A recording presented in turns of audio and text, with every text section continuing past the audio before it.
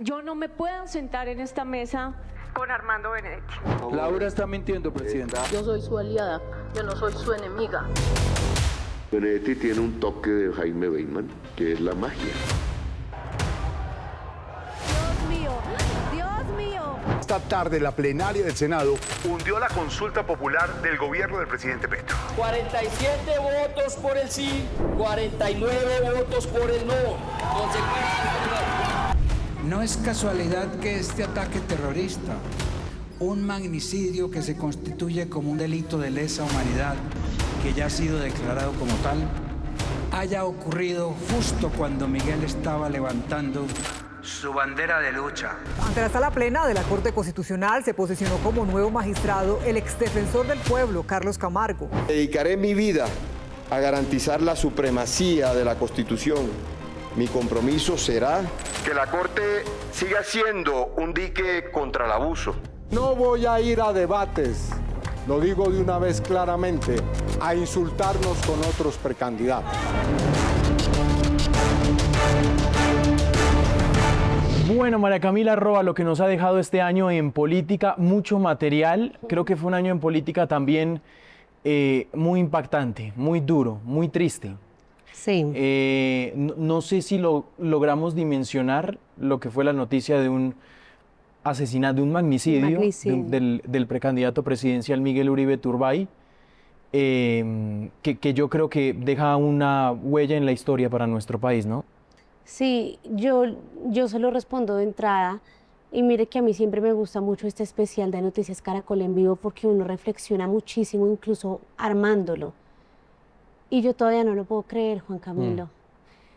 Yo me acuerdo que ese sábado 7 de junio yo estaba en mi casa con mis papás. Usted fue la primera que alertó al grupo de noticias. Y me llama alguien de la policía, luego una asesora de Miguel Uribe. Y yo me acuerdo que nuestro jefe, Juan Roberto, me tuvo que calmar porque yo no podía creer. Lo que dicen inmediatamente, me llaman, es mataron a Miguel Uribe, pues porque nada más usted ve lo que pasó allá en el parque El Golfito, y pues esa imagen de él con los tiros en la cabeza, de la sangre. Todo el mundo pensaba que Miguel había muerto, iba a morir ese día. Y ha pasado el tiempo, y Juan Camilo, este país es muy desmemoriado, país, y no solo este país, hay una frase muy triste y es: la vida sigue. La vida siguió sin Miguel Uribe, la campaña siguió sin Miguel Uribe, y yo no puedo creer que un senador con el que yo tenía contacto constante ya no esté, una figura política relevante, un fuerte opositor. Miguel fue de los primeros que inició la campaña a la presidencia de manera muy prematura. Exacto. Eso era una gran discusión con Miguel, que era de posturas muy fuertes, porque a veces, como estaba en campaña, no lo consultábamos para algunas cosas y él reclamaba. O sea, Miguel estaba presente todas las semanas en la agenda política colombiana y ya no está. Lo mató un sicario de 15 años, Juan Camilo. La vida ha seguido. Miguel muere 2 meses después, en agosto, el 11 de agosto, y es la noticia, no solo política del año, es la noticia en Colombia. Volvimos al pasado, eso es lo que representa el asesinato de Miguel Uribe. Y quería arrancar por ahí. Este especial va a ir cronológicamente, pero sí me gustó hacer este paréntesis de título, porque la noticia política del año, está claro, María Camila, es la del asesinato, el magnicidio de Miguel Uribe Turbay. Bueno, María Camila, arrancamos cronológicamente como lo marcábamos. Esto arrancó con pelea. Sí, esto arrancó, Juan Camilo. Pública. Sí, esto yo creo que estamos hablando, Colombia nos ha dado episodios políticos, y hagamos primero un análisis de lo que fue políticamente el año. Este gobierno y el Congreso nos han dado en este 2025 episodios políticos que no alcanzamos a dimensionar. ¿Qué es lo que eso implica? Que la clase política colombiana, y especialmente el Ejecutivo, esté inmerso en tremendos rollos y en tremendos episodios pintorescos, Juan Camilo. Escándalos. ¿Sabe que hablábamos con Daniel Samper Ospina y con Jorge Alfredo Vargas de Voz Populi? Nos decía Daniel Samper puntualmente que para él es muy triste a veces una realidad, y es que cuando mejor le va a él económicamente, porque vende todos sus shows, es porque el país le va más mal, porque él tiene la mayor cantidad de material para producir esos shows del Petroverso, de Circonvia. Este fue el año. Y todo empezó el 4 de febrero de 2025, cuando al presidente Gustavo Petro se le ocurre televisar en televisión abierta, es decir, como alocución presidencial. Como alocución, los consejos de ministros. Coincide eso con un episodio que es con la llegada al gobierno de el Superman de este gobierno, que es Armando Benedetti, el bulldozer de este gobierno, intocable hasta el sol de hoy, y eso genera una ruptura en todo el gabinete aún mayor a la que ya, es decir, veníamos de un gabinete que había salido de lo técnico a los petristas pura sangre, y ya ahí se quiebra incluso el grupo de los petristas pura sangre, Susana Muhammad, Gustavo Bolívar, Alexander López, Jorge Rojas, que duró 2 semanas de jefe de gabinete. Armando Benedetti genera una ruptura en el gabinete y todo estalla en ese Consejo de Ministros que nos dejó memes para la historia, como el de "yo a usted lo amo, presidente", de Gustavo Bolívar, como que es que en el sancocho la carne es la carne, el tubérculo es el tubérculo, sí, el ñame es el ñame, el de Armando Benedetti calladito pintando la libreta, que quién sabe qué estaría pintando. Eso fue ese Consejo de Ministros. Mientras le daban palo de esta manera, todo empezó con la vicepresidenta Francia Márquez, y de ahí los ministros. Y presidente, déjeme decirle, de cara al país, la gente dice que la tienen relegada. Sí, la gente tiene razón. Yo pensé que yo llegaba aquí a ser su aliada, y yo se lo dije, yo soy su aliada, yo no soy su enemiga. Yo vengo aquí a acompañarlo y ayudar a construir un proyecto de nación. Así, presidente, que aquí estoy, camino con usted hasta donde usted diga, pero no soy la que viene a obstaculizar un proyecto de país, pero tampoco vengo a guardar silencio sobre las cosas que considero no están bien. Tengo entendido, María Camila, nadie sabía que se iba a transmitir el Consejo de Ministros antes de que se transmitiera, ¿no? Eso se anunció horas antes, sí, exacto. Sí, sí. Es decir, la prensa, nosotros nos enteramos porque Palacio avisa, pero el país no sabía. Fueron 6 horas de transmisión. Después de como 5 horas ya se pasa solo a transmisión digital. Nosotros seguimos conectados, y ahí también pasa algo muy peculiar, que es cuando por primera vez el director de la UNP, Augusto Rodríguez, dice que la llegada de Papá Pitufo, los dineros del contrabando de Papá Pitufo entraron a la campaña Petro Presidente con la llegada de Armando Benedetti. Y aquí debo decir que cuando se habla de agendas paralelas, pues puede haber agendas que tengan que ver con la política, como se ha dicho acá, pero también hay agendas que se percibe que han tomado la senda de la corrupción. Se percibe y se siente. El presidente ha sido muy valiente y ha sido muy coherente al denunciar todo el tema de el contrabando, el señor Marín, Papá Pitufo, como se dice, y él sabe que desde la campaña, a la campaña intentaron penetrar recursos de ese sector, que en ese momento el señor no tenía ninguna orden de captura.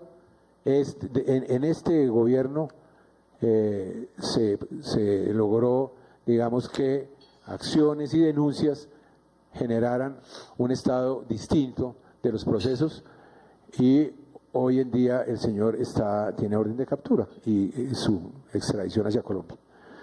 Pero alrededor de eso, pues, y desde un buen comienzo, antes de las elecciones y antes un poco incluso de la campaña,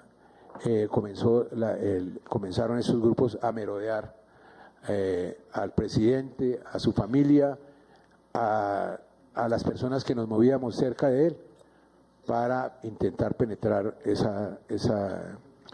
sector y hacer, digamos, un ingreso que hoy en día está a punto de generar unas situaciones judiciales especiales. Ahí también estalla otro escándalo, que es como dicen algunos expertos que incluso podría ser más grande que el de gestión del riesgo, y es como la plata del narcotráfico y el contrabando de alias Papá Pitufo, de Diego Marín, infiltró la campaña de Petro Presidente. Todo esto por la presencia de este hombre calificado de misógino, de violento con las mujeres. Tiene procesos, 7, ante la Corte Suprema de Justicia, en fin. Y como usted lo dice, todo empezó por la vicepresidenta Francia Márquez, ahí se da su salida, ahí empieza su salida del Ministerio de la Igualdad y también la salida de Laura Sarabia, que pues hoy está de embajadora en Londres. Que también dejó ver un poco, María Camila, las diferencias de Laura Sarabia con parte del gabinete. Claro. El agarrón con Bolívar fue... Ah, sí, eso fue ahí, que Laura miente, presidente. Ahí exactamente. Porque se estaba dando el tema de la llegada de los migrantes. Prosperidad social recibía a los migrantes. Exacto. Y Laura Sarabia, la hoy embajadora, dijo o señaló que nadie de Prosperidad Social había ido a Medellín a recibirlos con el tema migratorio. Y Gustavo Bolívar reacciona. Ese fue, haciendo un análisis ya pausado del tema, el momento en el que nos dimos cuenta también que al presidente Gustavo Petro le resbala la polémica en su gobierno. Sí. Y lo decía la Paca Zuleta hace pocos días cuando se dio esta guerra cuchillo espantosa, esta pelea de cantina nuevamente entre el alto gobierno, los miembros del alto gobierno.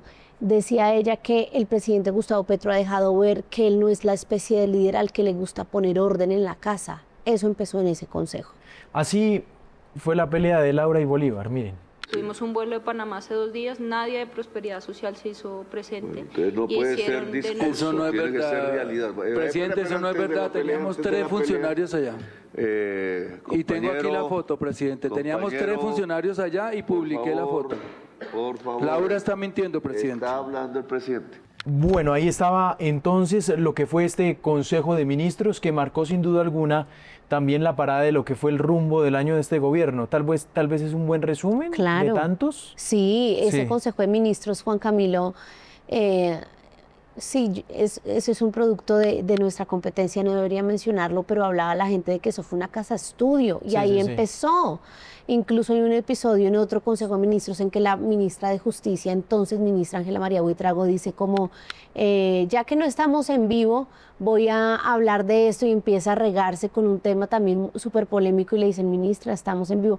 Desde ahí el presidente alcanzó a, yo creo que transmitir por televisión abierta unos 3, 4 consejos, como eso se alargaba tanto, el presidente recibió muchas críticas en lo que tenía que ver también con la censura a los noticieros, el tema de afectar los ingresos de pauta de los canales privados y se paró de hacer. Él lo sigue haciendo todavía a través del canal institucional y de los canales de YouTube y eso.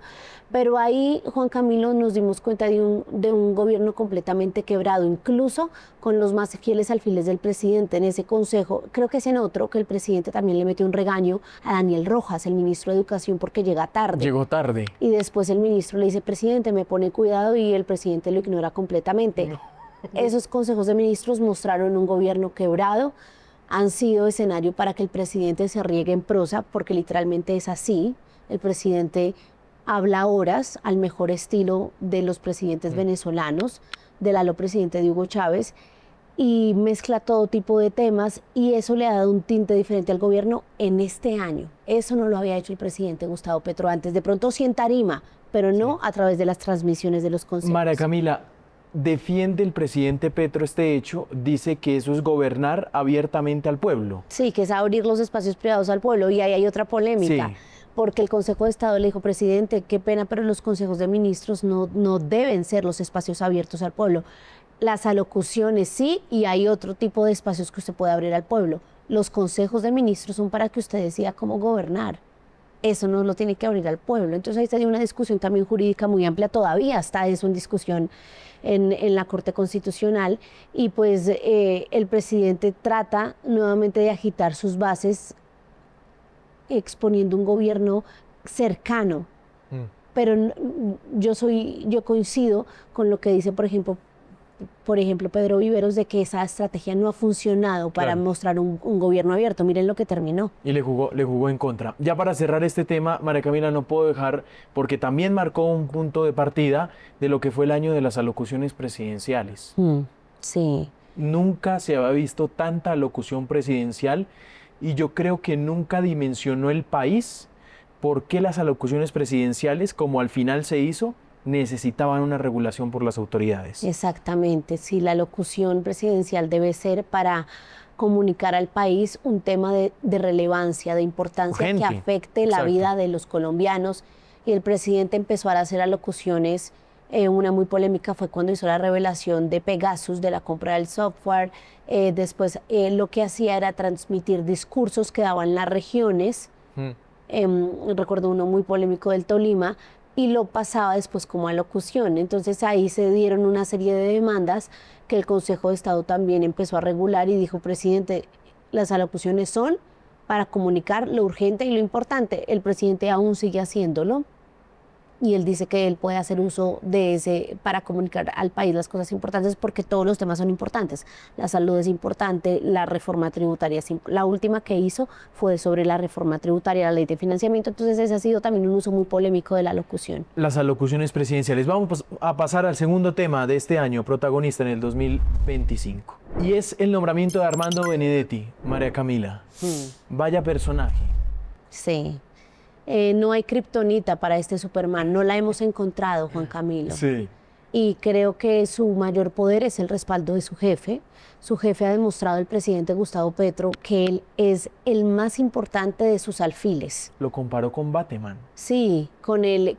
Militante del M-19, pensador del M-19. Exactamente, es Jaime Bateman. Jaime Bateman. Yo le pregunté a Oti Patiño si esa comparación tenía sentido y me dijo, lo único que tienen en común Armando Benedetti y Bateman es que son seres humanos. Imagínese usted. Claro. La comparación que la hizo ese mismo Consejo de Ministros el presidente Gustavo Petro era refiriéndose a que era loco. Como Bateman era ese pensador descabellado, que muchas veces sí hablaba de una Colombia libre, de una Colombia sin imposiciones, sin impuestos.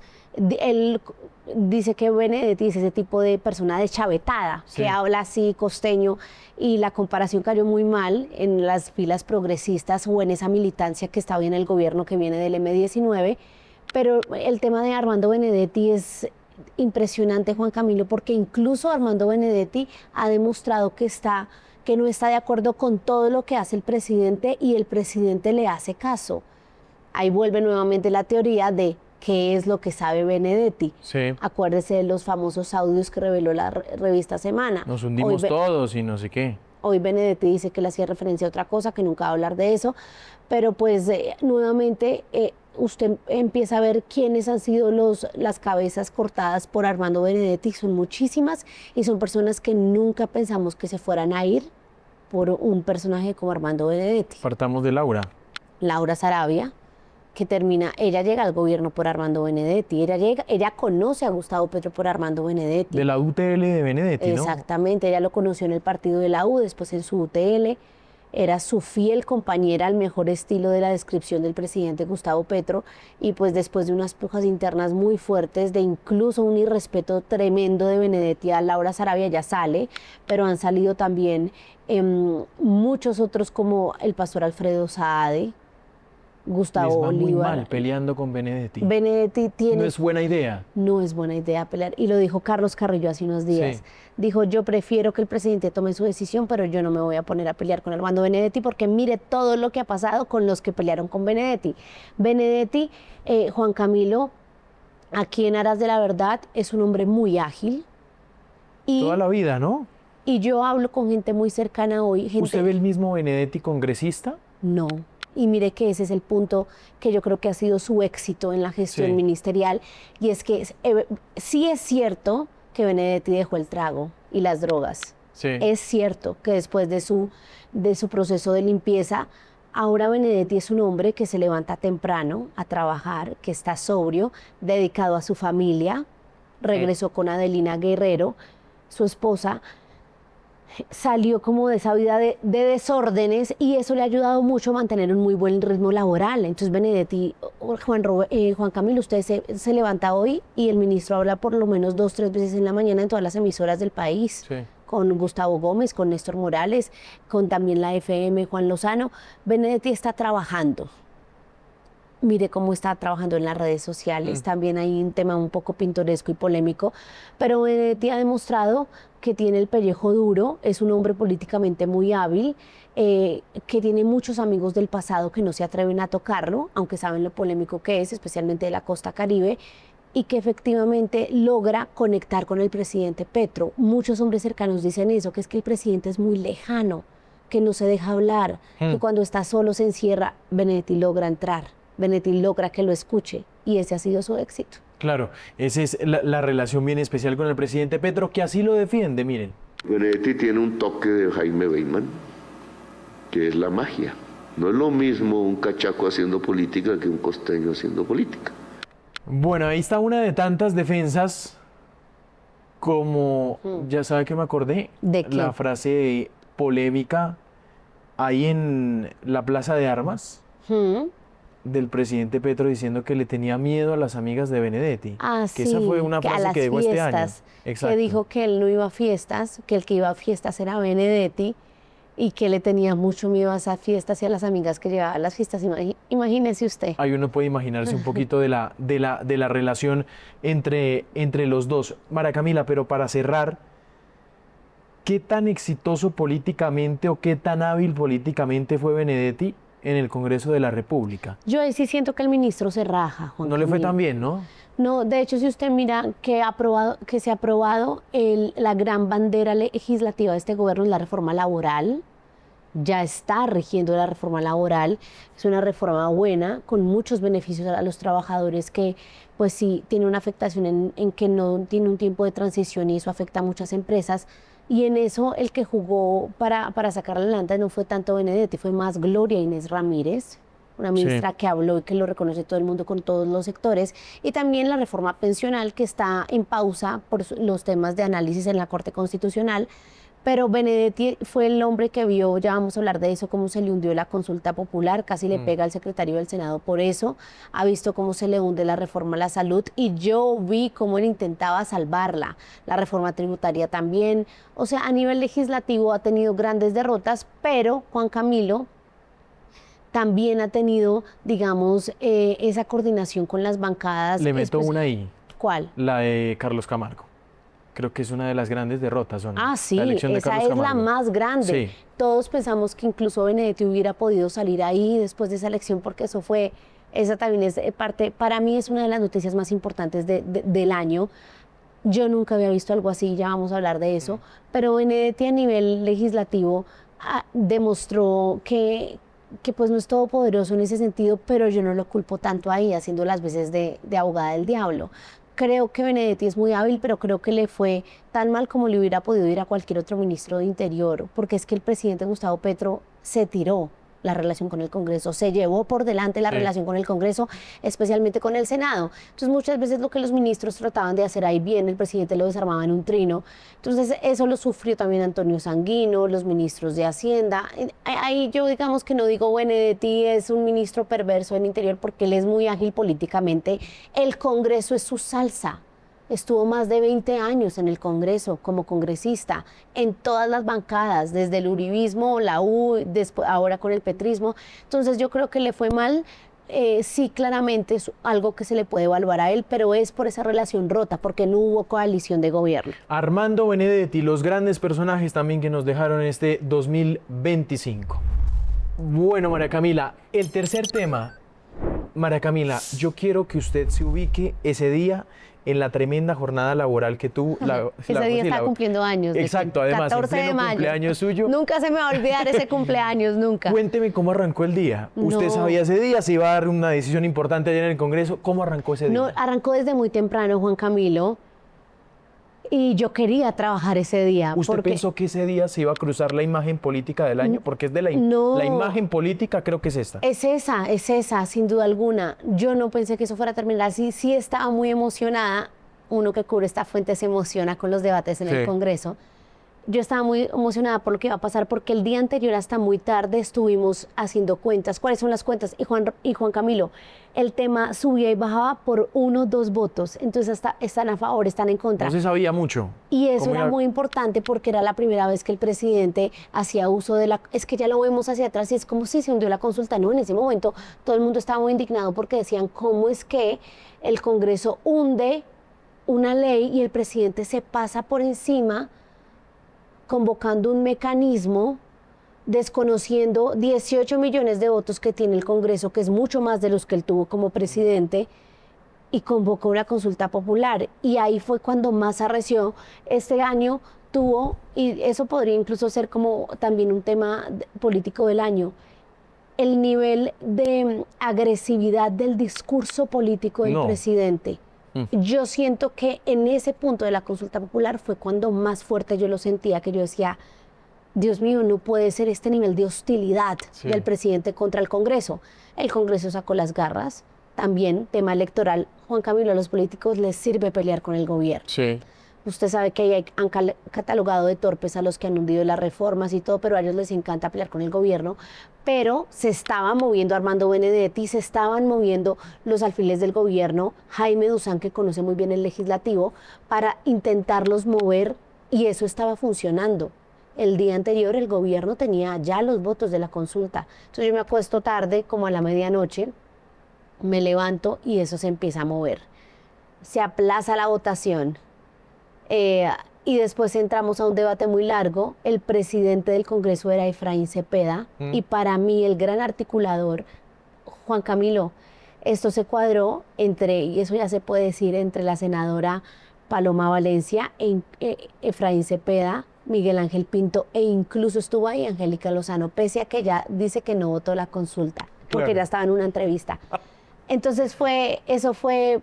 Sí, para alquilar el balcón yo me lo disfruté mucho políticamente, pero quizás en lo que terminó convertido de esto de la ida al baño o porque estaba enferma de Marta Peralta, que en últimas para nadie es un secreto, que es que ella está muy molesta también con el gobierno por cómo la dejaron sola después de ser una luchadora agreste por las reformas del gobierno. Ella se sale, no puede votar, se abre la votación. Sí, eso sí es cierto, se votó cuando menos pensábamos. Efraín Cepeda abrió, dijo ya nos vamos, porque se habían resuelto el tema de aplazarla, de no aplazarla, todo como las jugadas internas, y eso se votó en menos de un minuto. Bueno, ya no recuerdo. ¿Ese momento cómo fue, María Camila? Fueron como 2 minutos. No, abren votación. ¿Usted cómo lo vivió desde el balcón? Entonces, ¿qué pasó? Primero fue la votación de si se aplazaba o no. Se niega el aplazamiento. Y de una vez dicen... no fue el aplazamiento, primero se votó el aplazamiento, después se votó, recuerde usted, el tema de la apelación para revivir la reforma. Que se cae la consulta, pero se revivió la reforma laboral. Y terminó pasando. Es la reforma que hoy tiene el gobierno. E inmediatamente Efraín Cepeda dice, secretario, ahora el registro, se vota la consulta popular, y empiezan todos a decir dónde están los votos. La oposición tenía armada su estrategia, estaban todos adentro, votan de manera manual. Acuérdese usted que ahí está también el tema de Edgar Díaz, el congresista de Cambio Radical, que dice que sí que no. Exactamente. Que ese fue el voto por el que peleaba Armando Benedetti. El secretario Diego González lo escribe de manera manual, un hombre que sabe mucho de dinámica legislativa, y cuando se cierra el registro, Juan Camilo, y se ven los votos, esa votación fue 47-45 o 49-47, o sea, fueron 2 votos de diferencia. La oposición en ese momento, Miguel Uribe, recuerdo que era de los que más celebraba. Pero, María Camila, le doy un pare ahí. ¿En qué momento se arma semejante cúmulo de personas al lado del secretario? Eso pasa siempre que hay una votación importante. Como en el momento de ya registro el voto manual del que no, eso siempre pasa. Eso es un desorden que Juan Camilo, en 10 años que yo llevo en el Congreso, no se ha podido regular. Siempre que hay una votación importante, todos llegan allá a la mesa directiva a decir que espere, que vote que mire, que los minutos. Entonces ahí al lado del secretario estaban J. Hernández, María José Pizarro, el ministro Benedetti, Honorio Enríquez, varios, y empieza el tema del conteo. El conteo es verificar cuántos votos digitales hay, o sea, que votan en su curul, y cuántos manuales, que es la voz del senador dada al secretario. Y empiezan a contar, y Benedetti estaba muy preocupado por los votos manuales. Él sabía, yo creo que él no se veía derrotado antes. Él todavía confiaba hasta el final que lo que había hecho, quién sabe qué, Juan Camilo, porque usted sabe que siempre lo que se habla es que se hacen promesas, la llamada mermelada. Eso iba a funcionar y no funcionó. Entonces les hizo falta el voto, además de Marta Peralta, que hubiera cambiado todo, absolutamente todo, y mire lo que pasó. E incluso Richard Fuerantala y eso votaron en contra. Mejor dicho, qué desastre. Y empieza el conteo manual, y Benedetti le empieza a señalar la hoja en la que el secretario tiene anotado el voto manual de Edgar Díaz, que lo tiene tachado, porque el primero le entiende que vota a favor de la consulta y él dice sí, no, sí, que no, o sea que mi voto es no. ¿Se acuerda? Sí. Usted tuvo esa explicación. Yo tuve a Edgar Díaz, Sí. él siempre dice que votó no. Él sí. Pero yo le creo, porque es que tiene Sí. todo el sentido, Juan Claro, Camilo. por la bancada a Tiene la que todo el pertenece. sentido, o sea, si usted me dice que alguien más de otro talante cambia su voto, yo se lo creo, pero Edgar Díaz es un congresista a todas luces opositor. Ana María Castañeda y Temístocles Ortega se salieron, que uno sabe que son los que se han acomodado para apoyar al gobierno en todo. Temístocles, que se le olvidan los votos. Exactamente, se le olvidó. Entonces, ese voto de Edgar Díaz era el que estaba pendiente el ministro, y el ministro, de manera invasiva en la labor del secretario, le empieza a señalar: es que usted tiene aquí que sí, y lo tachó y dijo que no, que cuente ese voto. Sí. Entonces le empieza a señalar, y ya mientras él le señalaba que contara ese voto y lo anunciara, Efraín Cepeda le pedía al secretario que cerrara el registro y anunciara la votación.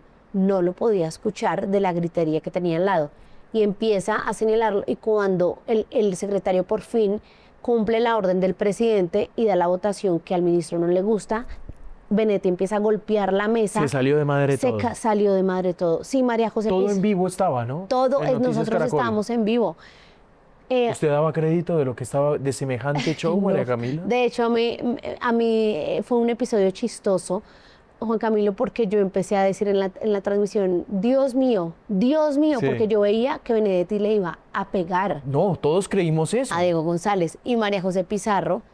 Yo creo que la historia hubiera sido muy distinta si María José Pizarro no hubiera estado ahí. Incluso J.P. Hernández ayudó mucho ahí a controlar al ministro. Se lo tuvieron que llevar, y ese día yo quizás vi una cara larga de Benedetti que no le he vuelto a ver. Ese día, verdaderamente, después él se quedó en las dinámicas que nosotros manejamos. Entonces, como tenemos la señal en vivo todo el tiempo, yo me tuve que desconectar para armar la crónica de la jornada, y mi compañero Juan David Ríos se encargó de ir a recibir al Salón Social a todos los congresistas para las reacciones. El ministro se quedó en el recinto y yo me quedé haciendo la nota, entonces yo alcanzaba a verlo. Él estaba verdaderamente destrozado, Juan Camilo. Derrotado. Esa fue una derrota que sí le pegó muy duro a Armando Benedetti. El momento del hundimiento de la consulta popular. Se cierra el registro y escuchemos la decisión sobre la consulta. Es la decisión sobre la consulta popular. Está por el no, senador. Le pido el favor de permiso. Anuncie la votación. ¿Tienes anotado al senador Edgar Díaz? Señor secretario, anuncie la votación. A Díaz. Con el voto manual del senador Edgar Díaz por el... Se anuncia hasta ahora la votación sobre la consulta popular en el Congreso. Escuchemos. Espere un segundo.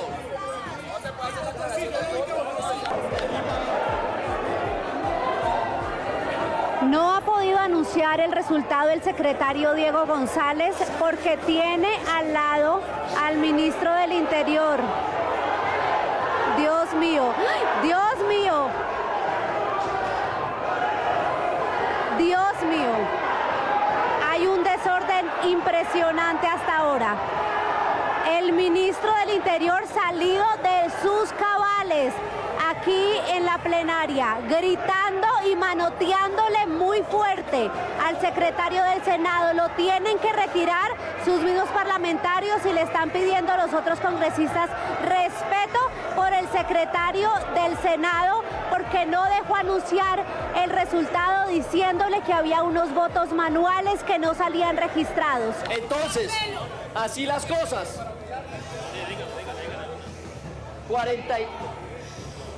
47 votos por el sí, 49 votos por el no. El Congreso de la República dijo no.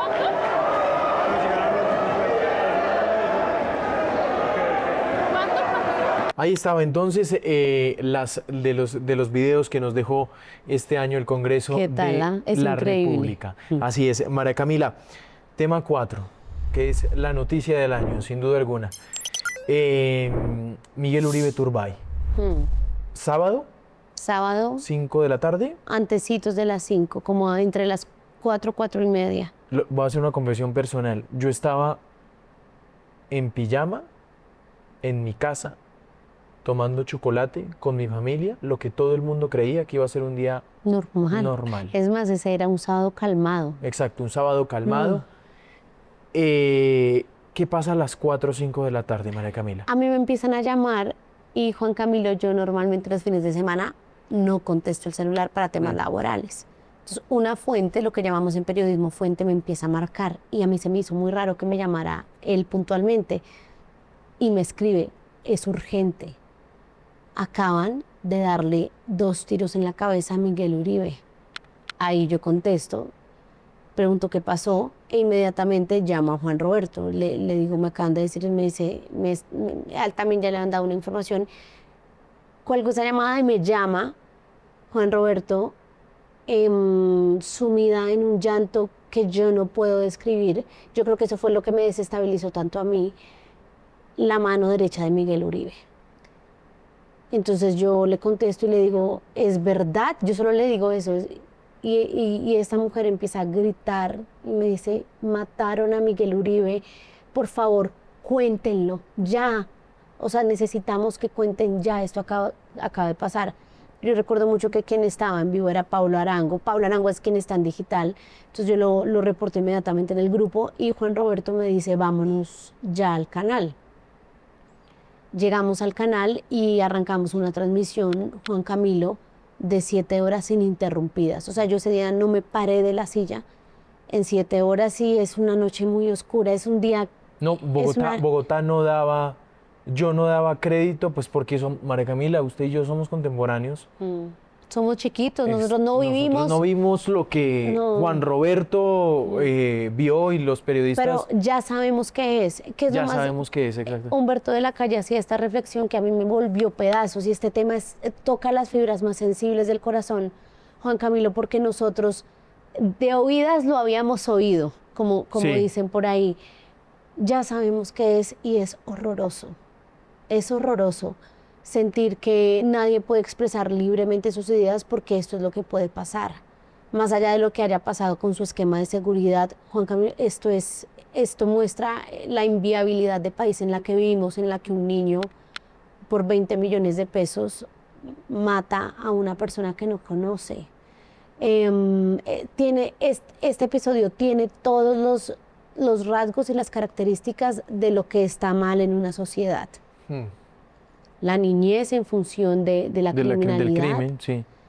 Un político joven que repite la historia de su madre, es que todo está mal acá, Juan Camilo. Exactamente. Todo está mal acá. Digo, yo no daba crédito porque, María Camila, lo que era la Fundación Santa Fe... Usted se fue para allá. Yo me cambié rápido, yo llegué al noticiero y la instrucción que me dan, vete para la Santa Fe. Y allá llego a la Santa Fe y de verdad que yo no podía creer, todo era un desorden. Era horrible. Seguridad por todos lados, helicópteros, sirenas por todo lado, porque yo llegué antes inclusive de que Miguel fuera a llegar a la clínica. Antes del traslado. Y el nivel de incertidumbre de la gente, de zozobra, tristeza, la gente llorando. Gritos, pánicos. Exactamente, el nivel de pánico era, e informarlo, pues fue igual de duro. Creo que ahí fue que me di cuenta que el turno de relatar la historia, María Camila, nos toca a las nuevas generaciones. No. Exactamente. Sí, nos tocó, Juan Camilo, y qué pesar que estemos hoy metiendo este punto como el tema del año en Colombia. Y creo yo que lejos de apaciguarnos, Monseñor Rueda, Luis José Rueda hizo una reflexión muy buena ese día.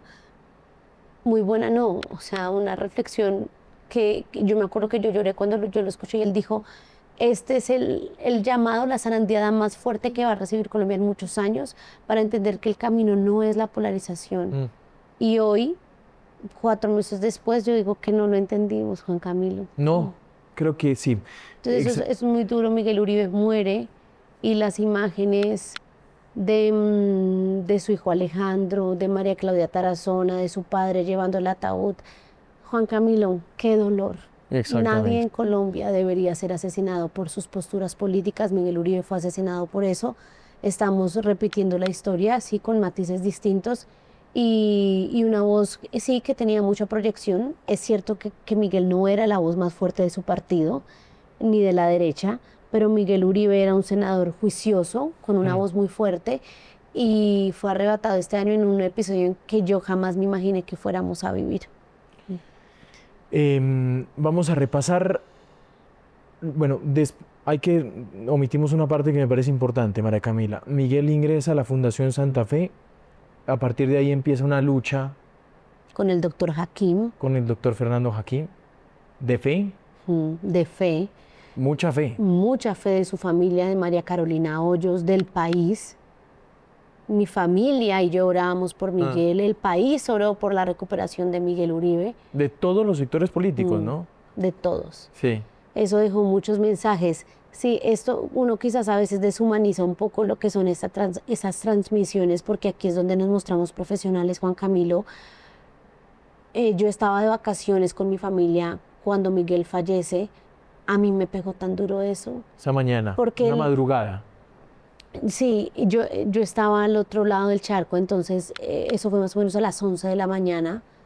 Y yo me acuerdo que para mí la sensación más de tristeza por la muerte de Miguel fue como cumplieron su cometido. Qué dolor, que el mal apagaron una voz y Miguel venía bien. Miguel ya, digamos, al Miguel le decían, Miguel, levante la mano derecha, y él levanta la mano derecha, Miguel, pestañee, parpadee. O sea, Miguel estaba a nivel cognitivo y cerebral bien, que era lo más preocupante. Entonces, sí, Juan Camilo, qué noticia tan dura. Yo invito a que reflexionemos sobre esto, que no sea simplemente una muerte más, porque esto tiene muchas implicaciones independientemente del color político. Lo que esto pasa en Colombia y haya pasado este año nos debe poner a reflexionar a todos los colombianos y más a puertas de las elecciones. Así lo anunció la Fundación Santa Fe, la muerte de Miguel Uribe. La Fundación Santa Fe de Bogotá lamenta informar que el senador Miguel Uribe Turbay ha fallecido a la 1:56 de la madrugada de hoy. El equipo a cargo del cuidado del señor Uribe Turbay en todas las áreas de la institución trabajó incansablemente durante más de 2 meses desde su ingreso gravemente herido. A pesar de todos los esfuerzos, es un triste desenlace, por lo cual nos solidarizamos con toda la familia Uribe Turbay en estos momentos de profundo dolor. Y también en un tercer momento, ya para ir cerrando, María Camila, la misa. No, las palabras de don Miguel Uribe Lo que Londón. se nos vio exactamente, fue tremendo, ¿no?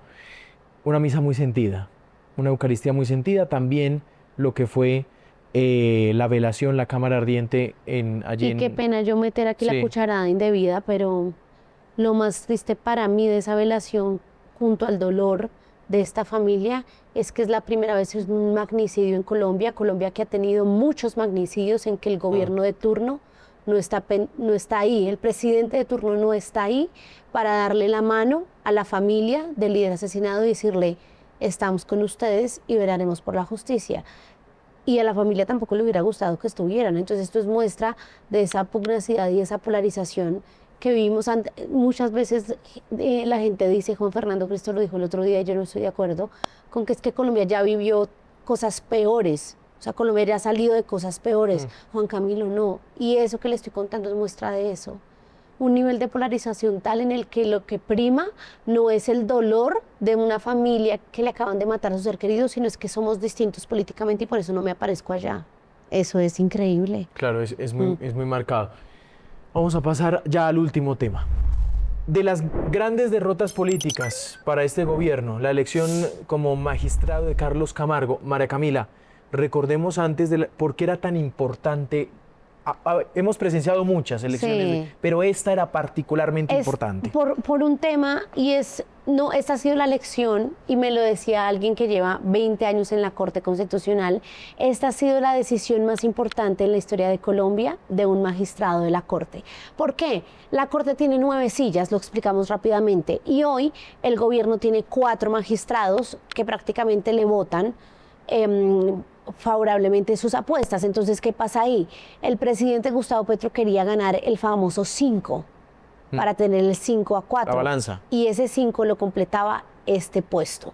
El reemplazo de José Fernando Reyes, un magistrado que cumplió sus 9 años en la Corte, y se dio, ahorita hablamos de la consulta popular, Juan Camilo, yo creo que este pulso fue peor, es decir, el pulso de la consulta fue muy agreste, muy reñido, llega el momento de la votación y ahí fue lo grande de la consulta, la votación, pero es que el pulso que se dio durante más de 3 semanas por esta elección fue un tema tenaz. Entonces, la Corte hoy está conformada por su presidente, Jorge Enrique Ibáñez, Paola Andrea Meneses, Natalia Ángel, y aquí empiezan las voces que el presidente tiene a su lado: Héctor Alfonso Carvajal, magistrado electo con el apoyo del gobierno, Juan Carlos Cortés, Lina Marcela Escobar Martínez, Vladimir Fernández, que fue secretario de jurídico de Palacio, y Miguel Polo Racero, que también fue electo con el apoyo del gobierno. Entonces el gobierno necesitaba ahí ganar su 4º o 5º magistrado. Se movían en esas aguas entre el 4º y 5º. La Corte Constitucional es muy importante porque es el muro o el dique de contención de lo que puede pasar a nivel constitucional con lo que el gobierno aprueba, el Congreso aprueba y con lo que el gobierno emite en los actos administrativos. Entonces la Corte es fundamental. La Corte puede parar o dar vía libre a la implementación de las apuestas más grandes del gobierno. Carlos Camargo es un hombre hoy opositor al gobierno, de origen conservador, amigo. O sea, usted sabe ese dicho que dice que en la vida es mejor tener amigos que plata. Carlos Camargo tiene muchos amigos. Muchos amigos. Yo me di cuenta, como me decían los congresistas, es que mi amigo, sí, yo soy de la bancada de gobierno, pero mi amigo es Carlos Camargo.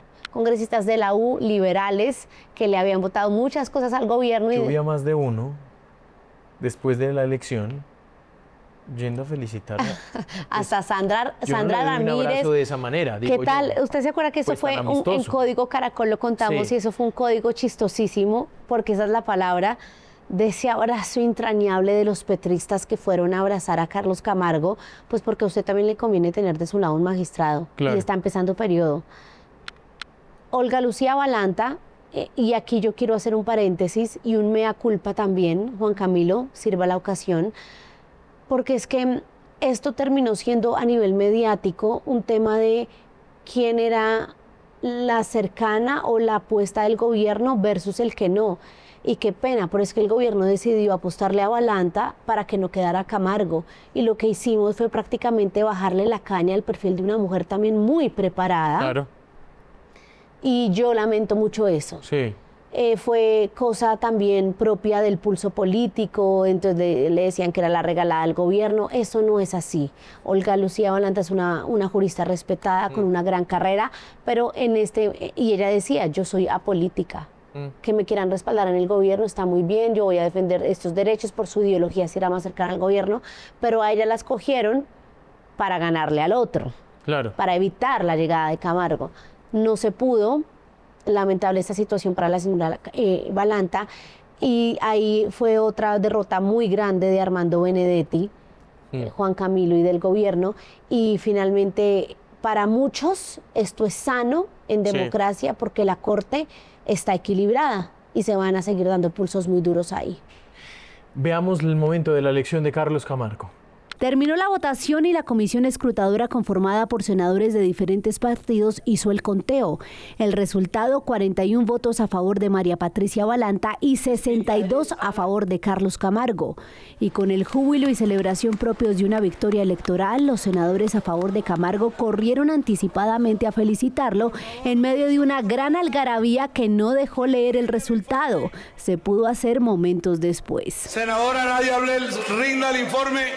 Los juristas Balanta y Tovar felicitaron al exdefensor por su elección. Dedicaré mi vida a garantizar la supremacía de la Constitución, a proteger la juridicidad que da coherencia al orden jurídico y asegurar que ninguna coyuntura política, por intensa que sea, ponga en riesgo nuestros principios fundacionales. Mi compromiso será que la Corte siga siendo un dique contra el abuso, un refugio para quienes ven amenazados sus derechos. Bueno, ahí estaba María Camila. No puedo dejar ya para terminar este especial las elecciones presidenciales. ¿Usted ya sabe por quién va a votar? O sea, ¿lo ha pensado? Sí, yo lo he pensado. Pero mire que no tiene claridad. Yo creo que ese es el punto. Ese es el punto de este Porque yo creo tema. que hay cartas por definir. Pero es que además, Juan Camilo, estamos ante esta situación de más de 100 candidatos presidenciales. Es que Pero mire que las encuestas han ido tal vez depurando. Exactamente. Eso ha sido maravilloso, la Embamer, pero mire que muchos... esta semana leí una columna que hablaba del ridículo ego de los del 1%, y muchas veces algunos que están por debajo del 1% dicen que es que lo que está mal son las encuestas. ¿Sí me hago entender? Pero Entonces, María Camila, eso es importante hacerle claridad a la gente. Y yo se lo he preguntado más de 3 veces este año. Yo siempre le digo, Cami, ¿qué buscan? Usted que ha estado en ese... Son varias cosas. Cubriendo ese mundo político. ¿Qué hace una persona diciéndole a la gente que cree que puede ser presidente con el 0,5% en una encuesta? Son varias cosas. Son 2 cosas. La primera, y la más triste, y es que se levanta, se ve al espejo y dice... O sea, que de verdad se lo cree. Se lo cree. Ah, ok. Hay convencidos. Y súmele a este primero de los convencidos, y es que tanto el expresidente Iván Duque, pero especialmente Rodolfo Hernández, abrieron un boquete peligrosísimo en política electoral, y es que como empezaron de la nada... Cualquiera puede ser presidente. Entonces, después de eso, especialmente con Rodolfo Hernández, que no era nadie un año antes de la elección, y creció de esa manera descomunal por su estrategia de redes, Rodolfo Hernández no quiso ser presidente de Colombia, eso es lo que dicen, ¿no? Que él prácticamente al final abandonó esa apuesta. Eso abre una puerta para que ahora muchos digan, yo puedo ser el Rodolfo de este año, que me pegue en el palo y arranque para arriba. Muchos creen eso. Y en la otra está la búsqueda de reconocimiento. Claro. Muchos que quieren ponerse a sonar. Otros puestos. Exacto. Para regionales, para aspirar después a la gobernación, que yo creo que es la gran mayoría, pero sí hay unos. Juan Camilo, confesión, yo hablo con unos personajes acá que yo digo, Dios mío, se la creen. Sí. Y eso es muy preocupante porque nosotros estamos a puertas de una elección muy importante, Juan Camilo, sea para donde sea que coja el péndulo, y necesitamos políticos reposados, gente que reflexione sobre la realidad del país y que esté dispuesta a dejar su ego para buscar el bien mayor. Y muchas veces yo no veo eso en el contacto que yo tengo con ellos. Sí. Entonces, la política electoral es el gran personaje de este año, marca todo, marca también la muerte de Miguel Uribe. Exacto. Su papá se lanza a la presidencia, coge sus banderas. Miguel Uribe Londoño. Somos un país terminó un poquito mal eso, ¿no? Terminó un poquito, eso fue un fiasco, Juan Camilo. Eso fue un fiasco que lamentable para el doctor Miguel Uribe Londoño, porque independientemente de que sea manera de hacer duelo o lo que sea, o de coger las banderas de su hijo, o de ponerle una tranca a las otras 2 que no lo habían tratado muy bien, por lo que sea, eso no salió bien. Y le meto otra ahí. Dimensionamos lo que es la izquierda también en Colombia, ¿no? El capital electoral. Claro. Con una consulta. La consulta fue un paso muy importante, Juan Camilo. Y yo creo que ahí sí hay que darle el mérito al pacto histórico en algo, que fue uno de sus banderas para la consulta. Los criticaban por el costo de la elección, pero cuando la democracia habla, eso sí tiene un peso especial.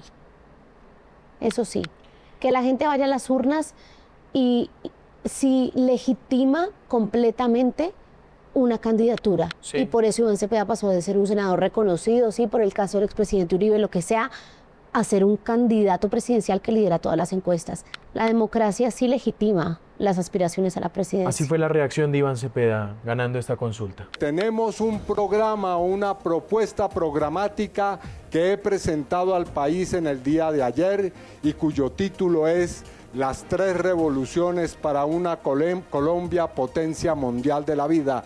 Está a disposición de todas y todos ustedes para que discutamos, porque no voy a ir a debates, lo digo de una vez claramente, a insultarnos con otros precandidatos.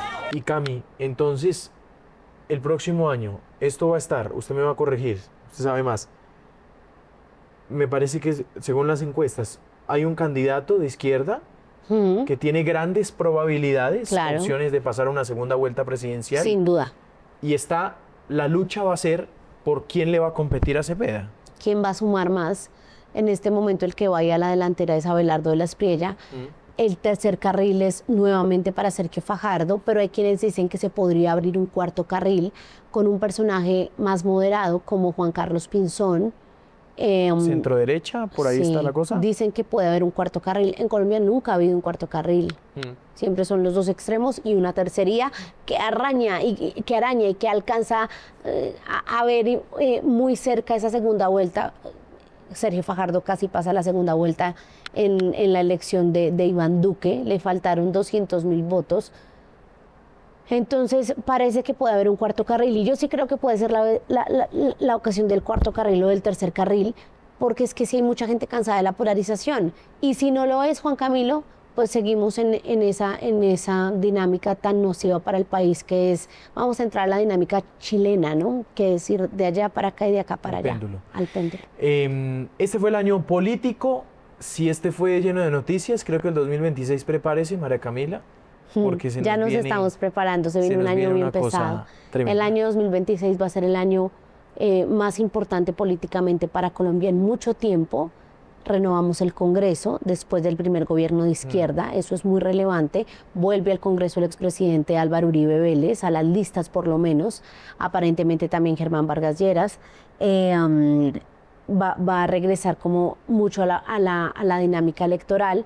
Entonces vamos a ver qué pasa. Juan Camilo, ya están presentadas las listas al Congreso, falta ver qué pasa en marzo con las consultas. Hay un calendario electoral amplio, la primera vuelta en mayo y la segunda en junio, y Noticias Caracol, por supuesto, va a estar aquí con Noticias Caracol en vivo acompañando a los colombianos en este proceso de Colombia Decide. María Camila, gracias. A usted, Juan Camilo, y a los usuarios. Este fue el 2025, el año político en Noticias Caracol en vivo.